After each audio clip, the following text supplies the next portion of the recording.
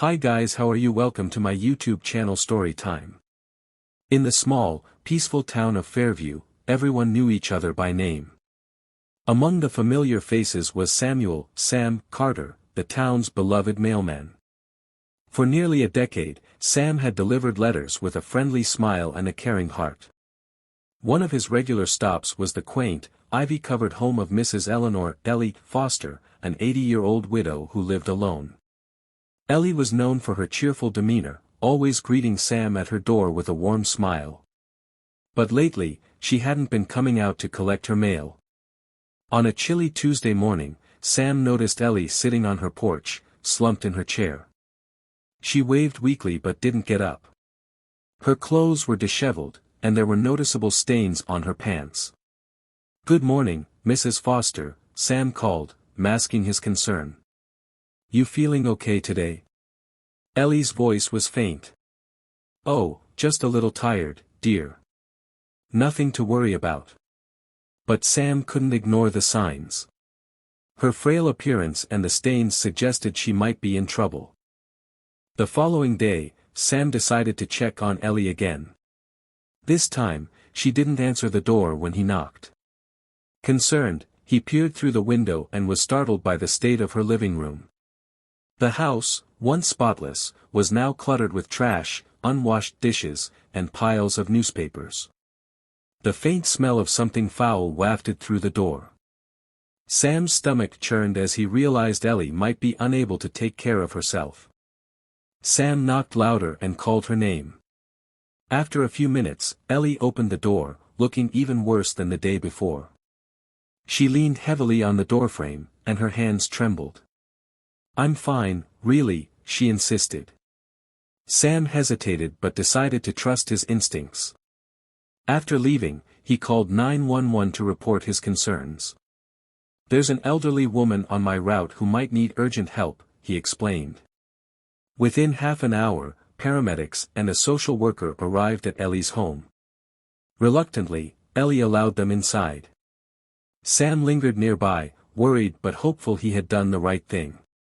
The responders found Ellie severely dehydrated, malnourished, and showing early signs of infection due to untreated wounds on her legs. The stains on her pants were from these untreated sores. "Good thing you called," one paramedic told Sam. "She wouldn't have lasted much longer like this." Ellie was taken to the hospital for treatment. There, doctors discovered she had been struggling with diabetes and mobility issues, which she had hidden from everyone. Her pride and fear of being a burden had kept her from asking for help. The social worker assigned to her case, Ms. Clara Hayes, uncovered more about Ellie's life. Since her husband's death years ago, she had lived alone with no close family nearby. Word of Ellie's situation spread through the town, and neighbors came together to help. Volunteers cleaned her house, donated meals, and even organized a schedule to check on her regularly. Sam visited Ellie at the hospital, bringing her flowers and the latest town gossip to lift her spirits. "You're not alone, Mrs. Foster. We're all here for you," he said. While cleaning Ellie's home, volunteers stumbled upon an old trunk in the attic. Inside were photographs, love letters, and keepsakes from Ellie's younger days. One particular letter caught everyone's attention. It was addressed to Ellie but had never been opened. The letter, written by her late husband, revealed his plans to leave her a small fortune he had saved in a hidden bank account. The account had remained untouched for decades. With the discovery of the hidden funds, Ellie's life took a turn for the better. The money was enough to hire a caregiver and cover her medical expenses. Ellie was overwhelmed by the kindness of her neighbors and the unexpected blessing from her late husband. She decided to use a portion of the money to renovate her home and donate to a local senior center, ensuring others like her wouldn't have to suffer in silence. Sam continued to visit Ellie, their bond growing deeper with each passing day. She shared stories of her adventurous youth, and Sam became her confidant and companion. "You're like the son I never had," Ellie told him one afternoon, tears glistening in her eyes. Sam smiled. "And you're like the family I didn't know I needed." As Ellie recovered, she began volunteering at the senior center she had helped fund. She taught knitting classes and shared her story to encourage others to ask for help when needed. The once isolated woman became a beacon of hope and inspiration in the community. Sam watched proudly as Ellie thrived in her new role.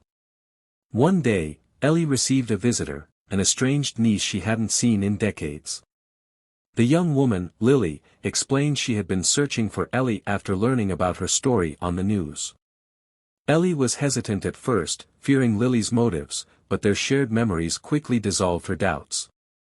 Lily had no interest in the inheritance, she simply wanted to reconnect. Ellie welcomed her niece into her life, feeling her family grow once again.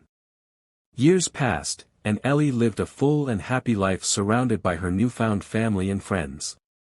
Sam continued his mail route but always made time to visit Ellie, who had become a mother figure to him.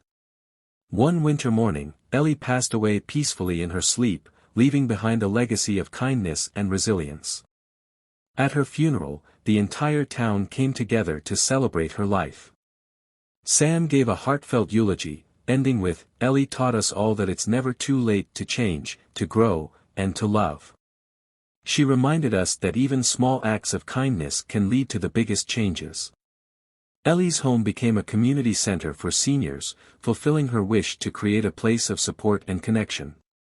And every day, as Sam walked past the house on his route, he felt Ellie's spirit with him, a gentle reminder that one caring act could change a life forever. Comment me you like this story or not, and please subscribe and share my YouTube channel Storytime. Thank you for watching.